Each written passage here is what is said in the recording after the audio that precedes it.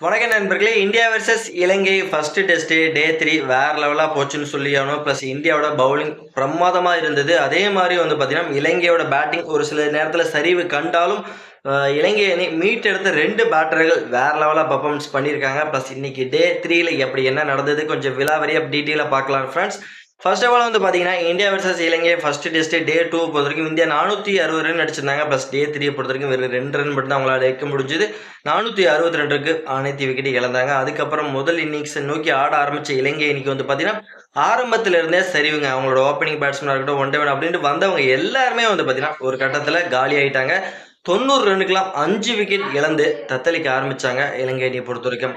அப்பதான் வந்து பாத்தீங்கன்னா டிக்வாலா, தினுஷா 2 பேரும் சேர்ந்து ஒரு வேற லெவல் பார்ட்னர்ஷிப்ங்கிறது பண்ண ஆரம்பிச்சாங்க. இந்த ஒரு பார்ட்னர்ஷிப்பை உடைக்க முடியாம இந்திய பவுலர்கள் ரொம்பவே திணற ஆரம்பிச்சாங்க. அதுவும் பாத்தீங்கன்னா வேற லெவலா இருந்தது. ஒரு 90 ரன்னுக்கு 5 விக்கெட் இருந்த நிலையை இந்த இலங்கை அணியை இவங்க தான் வந்து பார்த்தீங்கன்னா, ஓரளவுக்கு வந்து கட்டுக்கோப்பா எடுத்துட்டு போய் வந்து பார்த்தீங்கன்னா, நல்ல ஒரு டீசென்டான ஃபைட்டிங் ஸ்கோர் கொண்டு போனாங்க. 236 ரன் போயிட்டு இருக்கும்போது, அப்பதான் வந்து பார்த்தீங்கன்னா, பிரசித் கிருஷ்ணா வந்து டிக்வாலோட விக்கெட்டை எடுத்தாரு. டிக்வாலா 80 ரன் அடிச்சிருக்கும்போது, அவரோட விக்கெட் வந்து இழந்தாரு. பிளஸ் அதுக்கப்புறம் வந்து பார்த்தீங்கன்னா, இலங்கை அணி பேட்டர்கள் ஒரு சரியான ஒரு பெர்ஃபார்மன்ஸ்ங்கிறது யாருமே சரியா கொடுக்கவே இல்லைங்க. வந்தவங்க எல்லாம் சொற்ப விக்கெட்டை விழுந்து விட்டுட்டு போயிட்டே இருந்தாங்க. இருந்தாலும் தினுஷா ஒரு அருமையான 100 வந்து இன்னைக்கு வந்து பதிவு பண்ணாரு. இலங்கை அணி பொறுத்த வரைக்கும் டே 3ல 284 ரன் அடிச்சாங்க. ஆனா அனைத்து விக்கெட் இழந்துட்டாங்க. இப்ப இந்திய அணி கைவசம் இருக்கிறது 178 ரன் கைவசம் வச்சிருக்காங்க.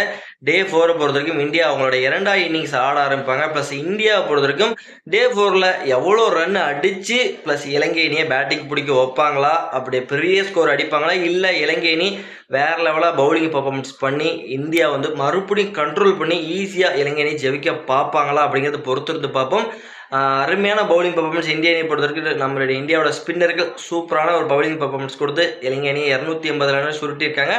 ஓகே, நாளைக்கு என்ன நடக்கும்? இந்தியா நல்ல ஸ்கோரை செட் பண்ணுவாங்களா, இல்லை இலங்கை அணி இந்தியா வந்து சுருட்டுவாங்களா? பொறுத்திருந்து பார்ப்போம். உங்களோட கமெண்ட்டை வந்து பார்த்தீங்கன்னா, உங்களோட கருத்தை மறக்காம நம்மளோட கமெண்ட் செக்ஷனில் பதிவு பண்ணிட்டு இந்த வீடியோ பிடிச்சா லைக் பண்ணி ஷேர் பண்ணி உங்கள் சப்போர்ட்டிங் ஆதரவு கொடுத்தீங்கன்னா ரொம்ப யூஸ்ஃபுல்லாக இருக்கும் நண்பர்களே.